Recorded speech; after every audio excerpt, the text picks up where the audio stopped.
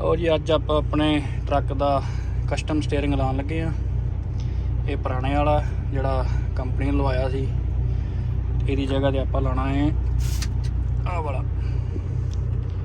ਇਹ ਵੀ ਕਿਸੇ ਭਰਾ ਦੇ ਟਰੱਕ ਤੇ ਲੱਗਾ ਸੀ ਪਹਿਲਾਂ, ਤਾਂ ਕਰਕੇ ਆ ਇੱਥੇ ਡੈਂਟ ਜੇ ਪਏ ਨੇ। ਇਹਨੂੰ ਆਪਾਂ ਇਹ ਯੂਜ਼ ਕਰਨ ਲੱਗੇ ਆ। ਹੱਬ ਆਪਾਂ ਨਵੀਂ ਲਈਏ, ਇਹਨੂੰ ਹੁਣ ਖੋਲੀਏ।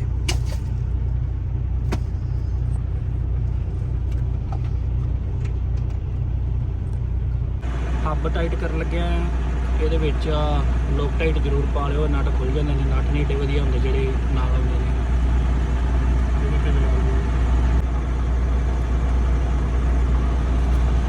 ਕਸ ਲਈ ਇਹਨਾਂ ਨੂੰ ਫਿਰ ਬਣਾਉਂਦੇ ਹਾਂ ਦੁਬਾਰਾ।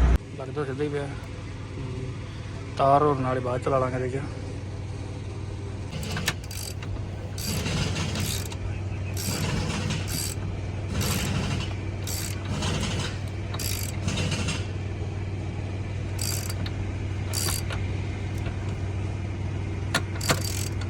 ਲਓ ਜੀ, ਲੁੱਕ ਕਰੋ ਚੈੱਕ ਹੁਣ ਕਿਵੇਂ ਲੱਗਣ ਡਿਆ।